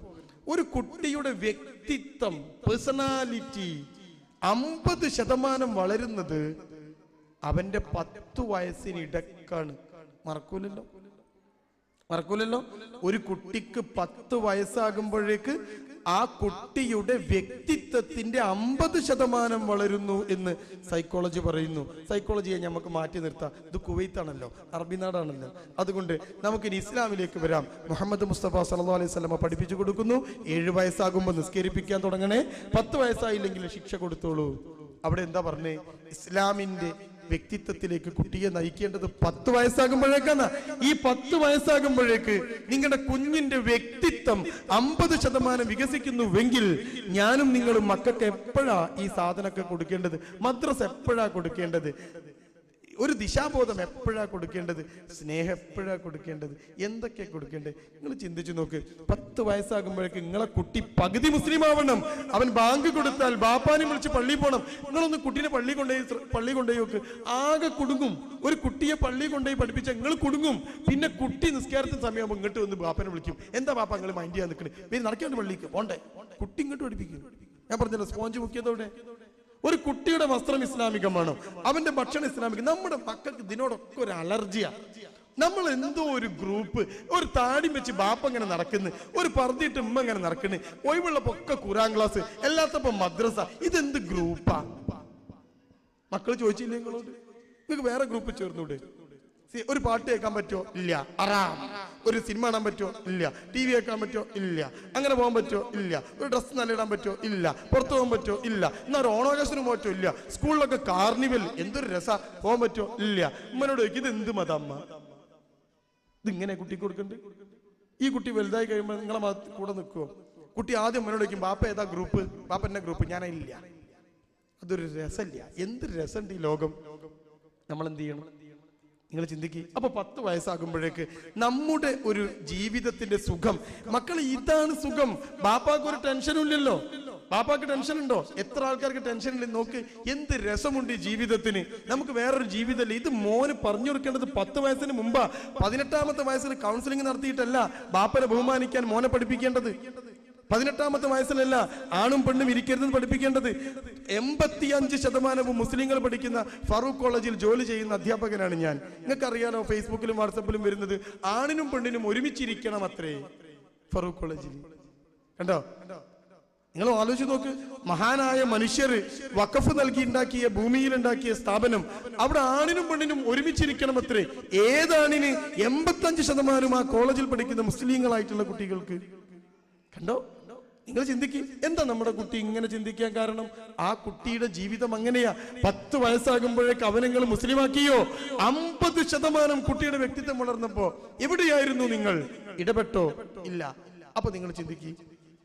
ഇനിയോ ബാക്കി 50% അവന് കൗമാരത്തിൽ വികസിക്കുക. ഒരു 19 വയസ്സാകുമ്പോഴേക്ക് നിങ്ങളെ കുട്ടിയുടെ വ്യക്തിത്വം ഏകദേശം രൂപപ്പെട്ട് കഴിയും. ഒരു 80%. ഒരു 30 വയസ്സാകുമ്പോഴേക്ക് അത് ഉറച്ചു പോകും. പിന്നെ ഒരു മനുഷ്യനും, എൻ്റെ മുമ്പിലിരിക്കുന്ന എൻ്റെ പ്രിയപ്പെട്ട രക്ഷിതാക്കൾ ആലോചിക്കും, വിശ്വാസം ഉറച്ച എന്നെയും നിങ്ങളെയും തെറ്റിക്കാൻ ആർക്കാ കഴിയുക? പിശാച് ഏറെ പണിപ്പെടണം വേണ്ടേ? കാരണം നമ്മുടെ വ്യക്തിത്വം ഉറച്ചു പോയി. അപ്പൊ വ്യക്തിത്വ രൂപീകരണത്തിൽ മാതാപിതാക്കളുടെ പങ്കിനെ കുറിച്ച് നിങ്ങൾ ആലോചിച്ച് നോക്ക്. കണ്ടോ? സ്മാർട്ട് ഫോൺ നൽകിയാൽ കുഞ്ഞുങ്ങൾ സ്മാർട്ടാകില്ല. നമ്മുടെ കുഞ്ഞുങ്ങളുടെ കയ്യിലൊക്കെ എന്താ? ആൺകുട്ടി അടങ്ങിക്കണമെങ്കിൽ എന്താ കൊടുക്കേണ്ടി? എന്താ കൊടുക്കണ്ടേ? നിങ്ങൾ ഫോൺ കൊടുത്തില്ലെങ്കിൽ എന്തായിരിക്കും ആ വീട്? ആ ഫ്ലാറ്റ് ഓൻ തല കുത്തനെ മറിച്ചിടും അല്ലേ? ഉടൻ കൊടുക്കും ഫോണ്. എന്നിട്ടോ ആരാ പറയണേ? ഞാനാ ന്യൂയോർക്ക്. ഇന്ത്യയിൽ നിന്ന് കൊണ്ടുവന്നിട്ട് ഡ്യൂപ്ലിക്കേറ്റ് ആണെന്ന് വിചാരിക്കേണ്ട വിചാരിച്ചാൽ ന്യൂയോർക്കിൽ നിന്ന് കൊണ്ടുവന്ന്. അപ്പൊ ന്യൂയോർക്കിൽ നിന്ന് എന്താ പറയുന്നത്? ടച്ച് സ്ക്രീനുള്ള സ്മാർട്ട് ഫോണിൽ കുഞ്ഞുങ്ങൾ ഗെയിംസ് കണ്ട് കളിക്കുന്ന രക്ഷിതാക്കൾ ജാഗ്രത പുലർത്തുക. അവരുടെ സംസാരശേഷി വികസിക്കാൻ കാരണമാവും. അപ്പൊ എളുപ്പമല്ലോ, കുട്ടിയൊന്നും മിണ്ടില്ല, ഉമ്മനോടും സംസാരമില്ല. അല്ലെങ്കിൽ സംസാരശേഷി ഉണ്ടോ നമ്മുടെ നാട്ടിലെ ആൾക്കാർക്ക്? കുട്ടി ഇറങ്ങുമ്പോഴേക്ക് ഡാ പോടാ, മാറ്റടാ, എണീക്കടാ, പോടാ, ട്യൂഷൻ, സ്കൂൾ, ഇതിനപ്പുറത്തേക്ക് എന്ത് സംസാരമുള്ളത്? അത് ഏതെങ്കിലും റെക്കോർഡ് ചെയ്ത് വെച്ചാൽ മതി. നിങ്ങൾ സംസാരിക്കണമെന്നൊന്നുമില്ല.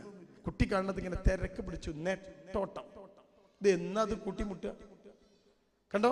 അപ്പൊ ഇനി നിങ്ങൾ വായിച്ചു നോക്കിക്കോ. ബുദ്ധി കൂടുമെന്ന പ്രതീക്ഷയിലാണ് നിങ്ങൾ കൊടുക്കുന്നതെങ്കിൽ ഇല്ല എന്ന് ന്യൂയോർക്കിൽ നിന്ന് പഠന റിപ്പോർട്ട് വരുന്നു. അപ്പോ നമ്മുടെ മക്കളുടെ പേഴ്സണാലിറ്റി, വ്യക്തിത്വം, ഞാൻ അതുകൂടി പറയുന്നു, എൻ്റെ സമയത്തിനുള്ളിൽ ഞാൻ നിർത്താം. നിങ്ങൾ ചിന്തിക്കുക, ഒരു മനുഷ്യന്റെ വ്യക്തിത്വം, പേഴ്സണാലിറ്റി എന്ന് പറയുന്നത് 3 സാധനങ്ങൾ ചേർന്നതാണ്. നിങ്ങളും ചിന്തിക്കണം, നിങ്ങളുടെ മക്കൾക്കും ഇത് വളർത്തണം. എന്തൊക്കെയാണ് ആ 3 കാര്യം? വളരെ എളുപ്പമാണ്. ഇതാണ് ആ 3 കാര്യം: തോട്ട്സ്, ഫീലിങ്സ് ആൻഡ് ആക്ഷൻ. ഒരു മനുഷ്യന്റെ ചിന്തയും വൈകാരികതയെയും അവന്റെ പ്രവർത്തനങ്ങളെയും ആകെ പറയുന്ന പേരാണ് അവന്റെ വ്യക്തിത്വം. ഞാൻ എന്ന മനുഷ്യന്റെ വ്യക്തിത്വം എന്താ? എൻ്റെ ചിന്ത, എൻ്റെ പ്രവൃത്തി, എൻ്റെ ഫീലിംഗ്. ഞാൻ ആകെ തളർന്ന് തരിപ്പണമാകും എൻ്റെ ഫീലിംഗ്. അയാൾ പറയും അവനൊരു ഫീലിംഗ് ടൈപ്പാണ്, നെർവസ് ആണ്. എന്താ? വ്യക്തിത്വം പോയി. ചില ആൾക്കാരെ നമ്മൾ തന്നെ പറയാറില്ലേ, കുടുംബത്തിൽ ഒരു പ്രശ്നം ഉണ്ടാക്കുമ്പോൾ ഇന്ന ആളോട് പറഞ്ഞാൽ മതി അല്ലേ, അയാളോട് പറഞ്ഞാൽ മതി, അയാൾ ഉഷാറായി ഡീൽ ചെയ്തോളും. കാരണം എന്താ? അയാളുടെ ചിന്തയും ഫീലിങ്ങും ആക്ഷനും, അയാളുടെ വ്യക്തിത്വം അതാണ്. ചില ആൾക്കാരോട് പറയും നമ്മൾ, മൂപ്പരോട് പറയണ്ട. എന്താ? അതിൽ നല്ല മാതൃഭൂമി കൊടുക്കുകയാണ്. അയാളുടെ ചിന്തയും ഫീലിങ്ങും ആക്ഷനും അങ്ങനെയാണ്. എങ്കിൽ ഈ 3 എണ്ണത്തിനെയും നിങ്ങൾ എങ്ങനെ മോൾഡ് ചെയ്യുന്നു എന്നതാണ് നിങ്ങളുടെ മക്കളുടെ പേഴ്സണാലിറ്റി. ഞാൻ പരത്തി പറയുന്നില്ല, ഒന്നുകൂടി. നിങ്ങളുടെ മക്കളുടെ ചിന്ത. കാർണിവലിന് പോവാത്ത, മതത്തിൽ വിശ്വസിക്കുന്ന ബാപ്പ, എന്ത് ബാപ്പ? ഇതാണോ ചിന്ത? നിങ്ങളുടെ മക്കളുടെ ഫീലിംഗ്. പാട്ട് കേട്ടാലാണോ അവന് സന്തോഷം വരുന്നത്? ഖുർആൻ കേട്ടാലാണോ അവന് ഫീലിംഗ് വരുന്നത്? നിങ്ങളുടെ മക്കളുടെ ആക്ഷൻ കണ്ടോ? ബാങ്ക് കൊടുത്ത പള്ളിയിൽ പോയി കൈ ഉയർത്തുന്നു ആകാശത്തേക്ക്, അല്ലാഹു അക്ബർ. ഇതാണോ ആക്ഷൻ? അല്ലേ? അല്ല DJ അല്ലേ? അല്ല എന്റെ പേര് ആ പാട്ട് വിട്ടാണ്ട് ഡും ഡും ടോ ടോ മക്കള് നടക്കുക. നിങ്ങൾ കേട്ടില്ലേ?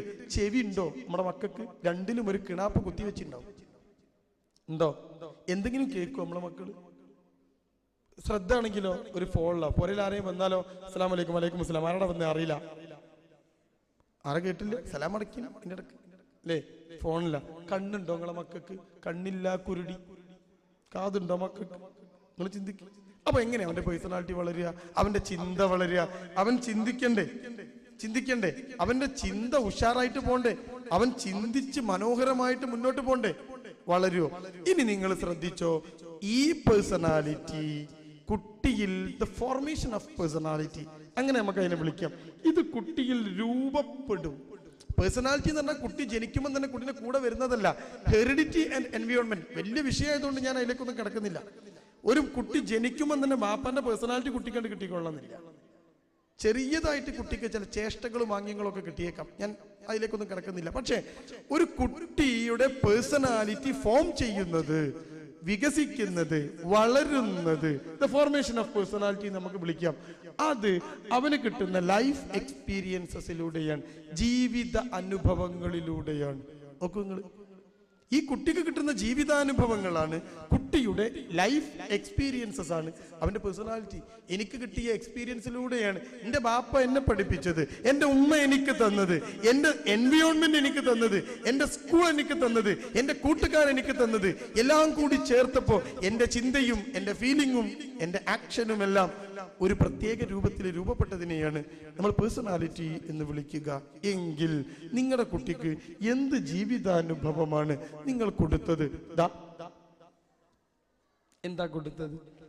നമ്മുടെ പണ്ടത്തെ അമ്മമാര് കൊടുത്തോ? നിങ്ങളുടെ അമ്മമാർ അടുക്കളയിൽ നിങ്ങൾ 12 വയസ്സോ 13 വയസ്സോ പ്രായമായപ്പോ ഒരു പെൺകുട്ടിനെ അടുക്കളയിൽ വിളിച്ച് അടുത്ത് നിർത്തിയിട്ട് ഉമ്മ പറയും, എടി ആ പാത്രം ഒന്ന് കഴുകു, ഇതൊന്ന് ചെയ്യ്, പഠിക്കാണ്ട് അത്ര പഠിച്ചാൽ മതി, ഇത് കഴിഞ്ഞിട്ട് പഠിച്ചാൽ മതി. ഉണ്ടാ ഈ കുട്ടിയുടെ വ്യക്തിത്വം ഉമ്മ വളർത്തുക, പെൺകുട്ടിയെ പെൺകുട്ടിയായി വളർത്തുക, ഒരു നല്ല കുടുംബിനിയായി, നല്ല ഭാര്യയായി, നല്ല ഒരു പെണ്ണായി ഈ പെണ്ണിനെ ഉമ്മ വളർത്തുക. ഒരു വിദ്യാഭ്യാസവും ഇല്ലാത്ത നിങ്ങളുടെ ഉമ്മ, ആ ഉമ്മ വളർത്തിയതുകൊണ്ടാണ് നിങ്ങളെ ഭർത്താക്കന്മാർ നിങ്ങൾക്ക് ഇപ്പൊ ഇത്രയെങ്കിലും സഹിക്കാൻ കഴിയുന്നത്. അല്ലെങ്കിലോ? അതുകൊണ്ടാണ് നമ്മുടെ മക്കൾക്ക് വേറൊരുത്തരെ സഹിക്കാൻ കഴിയാത്തത്. ഈ ആൺകുട്ടിയെയോ പെൺകുട്ടിയായിട്ടാ വളർത്തുക. ധൈര്യമില്ലാത്ത ആൺകുട്ടികൾ ടിവിയുടെ റിമോട്ട് ബാപ്പ വാങ്ങി വെച്ചതിന് അരമുഴം കയറിൽ ജീവനൊടുക്കിയ മക്കളുടെ കഥ നിങ്ങൾ കേട്ടില്ലേ? ഇതെന്ത് പേഴ്സണാലിറ്റി? ഇവന് ജീവിതാനുഭവം കിട്ടിയോ? ഒന്ന് തോറ്റു പോകുമ്പോഴേക്ക് ഇവൻ ആകെ തളർന്നു പോയെങ്കിൽ ഇവന് ജീവിതാനുഭവം കിട്ടിയോ? 1000 തോൽവികൾ ഏറ്റുവാങ്ങിയാലും നെഞ്ചുയർത്തി നിൽക്കണ്ടേ നമ്മുടെ മക്കൾ? ഇതോ A+ കിട്ടിയില്ല, ടീം തളർന്നു അല്ലേ? ബാപ്പ A+ ഇല്ല, എന്നാ 2 ട്യൂഷൻ എക്സ്ട്രാ. ഈ ശനിയാഴ്ച ഒരു അരണിക്കൂറുണ്ടല്ലോ, പിടിച്ചോ ട്യൂഷൻ, മാത്സിന് സ്പെഷ്യൽ ട്യൂഷൻ. എന്നിട്ടോ ഇവന് ഈ ട്യൂഷൻ തന്നെ ഉണ്ടാവുള്ളൂ. അവന്റെ മുമ്പിൽ ഒരു ജീവിതം, ഒരു പ്രശ്നം വന്നാൽ, ഒരു തോൽവി വന്നാൽ ആത്മഹത്യയല്ലാതെ എന്ത് വഴിയുണ്ടാകും? നിങ്ങളുടെ കുട്ടി തീയിൽ കുരുക്കണം, അപ്പൊ വെയിലത്ത് പാടില്ല. നിങ്ങൾ ജീവിതാനുഭവങ്ങൾ കുട്ടിക്ക് കൊടുത്തോ? അവന്റെ പേഴ്സണാലിറ്റിയെ വളർത്തിയോ?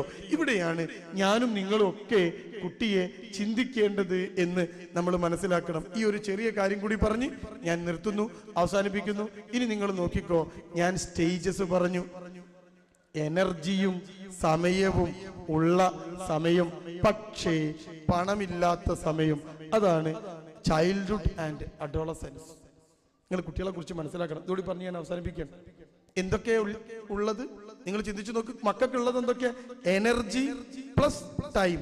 ഞാൻ അതിന് ടൈമും കൂടി വെട്ടണം കുവൈത്തിലെ കുട്ടികളെ, അല്ലേ? വെട്ടണ്ടേ?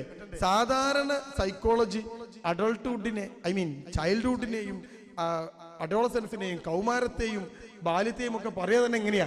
ഒരു കുട്ടിക്ക് പണമില്ല, അവന് പണമില്ല, പക്ഷെ എന്തുണ്ട്? എനർജി ഉണ്ട്, സമയമുണ്ട്. ഇനി എനർജിയെയും സമയത്തെയും നമ്മൾ എങ്ങനെ ഉപയോഗിക്കുന്നു? എന്നാ കുവൈത്തിലെ മക്കൾ എടുത്തു നോക്ക്, സമയമില്ല, പണവുമില്ല, എനർജി മാത്രം. ഈ എനർജിയെ കുട്ടി എവിടെ കൊണ്ടുപോയി കത്തിക്കും? നിങ്ങളെ 600 സ്ക്വയർ ഫീറ്റ് ഫ്ലാറ്റിന്റെ ഉള്ളിലോ? ഈ കുട്ടിയുടെ എനർജി നിങ്ങൾ എങ്ങനെ കത്തിക്കും? അപ്പൊ അവൻ വികൃതി കളിക്കാൻ തുടങ്ങും, അവന് പ്രശ്നം ഉണ്ടാക്കാൻ തുടങ്ങും, അവൻ നിങ്ങളുടെ വീട്ടിലെ സോഫയിൽ തലകുത്തറ നിൽക്കാൻ തുടങ്ങും. അതൊക്കെ നിങ്ങൾക്ക് കുരുത്തക്കേടാ. കുട്ടിന്റെ എനർജി എവിടെ കൊണ്ടുപോയി കത്തിക്കും? നിങ്ങളെ എനർജി ഫുള്ള് കുവൈത്തി വാങ്ങുന്നുണ്ട് അല്ലേ, പൈസ തരുന്നുണ്ട്. കുട്ടിന്റെ എനർജി എന്ത് ചെയ്യും? ഇവിടെ ഓടിക്കളിക്കാൻ ഗ്രൗണ്ട് ഉണ്ടോ? ഇല്ല. ഇനി നിങ്ങൾ അടുത്ത നോക്ക്, അടുത്ത ഘട്ടത്തിലേക്ക് എത്തും. ഇത് നിങ്ങളാട്ടോ, എനർജി പ്ലസ് മണി. അല്ലേ? ബട്ട് അതാണ് നമ്മൾ. ഇനി അടുത്ത ഘട്ടത്തിലേക്ക് നിങ്ങൾ കിടക്കും. അതെന്താ? Money plus time but no energy, old age. അതിന്റെ മുമ്പ് ചെയ്യാനുള്ളതൊക്കെ ചെയ്തോ? എന്താന്ന് വെച്ചാൽ എങ്ങനെ വരുന്നുണ്ട് കണ്ടോ? അപ്പൊ നമ്മൾ ആലോചിക്കണം, ഈ എനർജിയാണ് നമ്മുടെ പ്രശ്നം. നമ്മുടെ എനർജി കത്തിക്കാൻ നമുക്ക് സമയമുണ്ട്. നമ്മൾ ജോലിക്കാരാണ്, ഞാനും നിങ്ങളൊക്കെ ജോലി ചെയ്യുന്നു, വർക്ക് ചെയ്യുന്നു. കുട്ടിയുടെ എനർജി കുട്ടി എങ്ങനെ കത്തിക്കും? അപ്പൊ ഇവിടെയൊക്കെയാണ് ഈ പ്രിയപ്പെട്ട രക്ഷിതാക്കളെ നമ്മൾ കുട്ടിക്ക് കൊടുക്കേണ്ട സാധനം. അതുകൊണ്ട് ഞാൻ അവസാനിപ്പിക്കുന്നു. ഞാൻ എന്താ പറഞ്ഞത്? ആകത്തുക വ്യക്തിത്വം കുട്ടിയിൽ വളരുമ്പോ ഇടപെടണം എന്ന ഞാൻ പറഞ്ഞതിന്റെ ആകത്തുക ഇടപെടണം. ഞാനും നിങ്ങളും ഒരു കുട്ടിയിൽ വ്യക്തിത്വം രൂപപ്പെടുമ്പോ ഇടപെടണം. ആ കുട്ടിക്ക് ധൈര്യം കൊടുക്കണം. എന്റെ 7 വയസ്സുകാരനായ എന്റെ പൊന്നുമോൻ, എന്റെ ഭാര്യ പറയാണ്, നിങ്ങൾ ആ പീടിയെ പോയിട്ട് കണ്ട ഒരു സോപ്പും പൊടിന്റെ പാക്കറ്റ് ഇങ്ങോട്ട് വാങ്ങ്. ഞാൻ പറഞ്ഞു, എടി ഓനെ വിട്, എന്റെ മോനെ വിട്, അവൻ പ്രായമായിണോ? പിന്നെ 10 ഉറുപ്പ്യം കൊടുത്ത് എന്റെ കുട്ടി പോയി വാങ്ങിക്കൊണ്ടുവരും. വാങ്ങിക്കൊണ്ടുവന്നിട്ട് അവൻ വിജയശ്രീലാളിതനായിട്ട് എന്റെ മുമ്പിൽ നിൽക്കും. കണ്ടാ സോപ്പും പൊടി അധ്വാനിച്ച് വാങ്ങിക്കൊണ്ടതാ. ഞാൻ പറയാ, അങ്ങനെ ശരിയാ. കണ്ടോ, എന്റെ മോൻ ആൺകുട്ടിയായി വളരും. നിങ്ങളുടെ മക്കളോ? നിങ്ങൾ ചിന്തിക്കും. അപ്പൊ നമ്മൾ ചിന്തിക്കണം, നമ്മൾ ചോറ് കൊടുത്തോ ചൊല്ലു കൊടുത്തോ മക്കൾക്ക്. ചോറ് കൊടുത്താൽ വയറ്റിലേക്കാണ് പോവുക, ശരീരമാണ് വളരുക. നിങ്ങൾ കണ്ടല്ലോ ഇവിടുത്തെ കുട്ടികളെ, നല്ല ശരീര. ചോറ് കൊടുത്താൽ ശരീരമാണ് വളരുക, ചൊല്ലു കൊടുത്താൽ മനസ്സാണ് വളരുക. നിങ്ങളെ കുട്ടിക്ക് ചൊല്ലൊടുക്കാൻ സമയം കിട്ടലുണ്ടോ? തല്ലുകൊടുക്കാൻ പിന്നെയുള്ള സമയത്ത് നിങ്ങൾ കൊടുക്കും. ചൊല്ലോ ഉണ്ടോ? ഇവിടെ നിങ്ങൾ ചിന്തിക്ക്. ഞാൻ എന്താ പറഞ്ഞ്? 10 വയസ്സാകുമ്പോഴേക്ക് വളരേണ്ട 50% വ്യക്തിത്വത്തിലേക്ക് കൂട്ടിച്ചേർക്കാൻ എന്തെങ്കിലും ഉണ്ടോ പ്രിയപ്പെട്ടവരെ നിങ്ങളുടെ കയ്യിൽ? ഇല്ലെങ്കിൽ നാളെ നിങ്ങൾ മക്കളെ ഓർത്ത് നഖം കടിക്കേണ്ടി വരും. ഇവിടെയാണ് ഞാനും നിങ്ങളും ചിന്തിക്കേണ്ടത്. അപ്പോ ഇനി എന്റെ വിഷയമാക്കി കിടക്കുന്നുണ്ട്. ഇൻഷാ അല്ലാഹ് നമുക്ക് ക്വസ്റ്റ്യൻ ആൻസർ സെഷനിൽ ബാക്കി കാര്യങ്ങളിലേക്ക് കിടക്കാം എന്ന് ഞാൻ വിചാരിക്കുന്നു. നിങ്ങൾക്ക് ചോദ്യം ഉണ്ടാക്കുമെന്ന് വിചാരിക്കുന്നു. അതുകൊണ്ട് ഞാൻ അവസാനിപ്പിക്കുന്നു, നിർത്തുന്നു. എല്ലാവിധ നന്മകളും നേരുന്നു. ഈ ഒരു കൂട്ടായ്മയുടെ വിജയം നിറഞ്ഞ സദസ്സിൽ എനിക്ക് വളരെ സന്തോഷമുണ്ട് നിങ്ങളുടെ മുമ്പിൽ നിൽക്കാൻ. ഞാൻ 2ാമത്തെ തവണയാണ് വരുന്നത്. എല്ലാ ഇതിൻ്റെ ഭാരവാഹികൾക്കും എൻ്റെ നന്ദി അറിയിക്കുന്നു. സർവശക്തനായ അള്ളാഹുവിന് ഞാൻ എൻ്റെ നന്ദി അറിയിക്കുന്നു. ഇവിടെ എത്തിയതിനും നിങ്ങളോട് സംസാരിക്കാൻ കഴിഞ്ഞതും ഒക്കെ അനുഗ്രഹമായി കരുതുന്നു. ഇതിനുള്ള തക്കതായ പ്രതിഫലം എനിക്കും നിങ്ങൾക്ക് റബ്ബ് സുബ്ഹാനഹു വ തആല നൽകുമാറാവട്ടെ. മക്കൾക്ക് നല്ല രീതിയിൽ വളരാനുള്ള ബുദ്ധിയും ആവതും കരുത്തും റബ്ബ് സുബ്ഹാനഹു വ തആല നൽകുമാറാവട്ടെ. വാഖിർ ദഅവാന അൽഹംദുലില്ലാഹി റബ്ബിൽ ആലമീൻ. അസ്സലാമു അലൈക്കും വറഹ്മത്തുള്ളാഹി വബറകാതുഹു.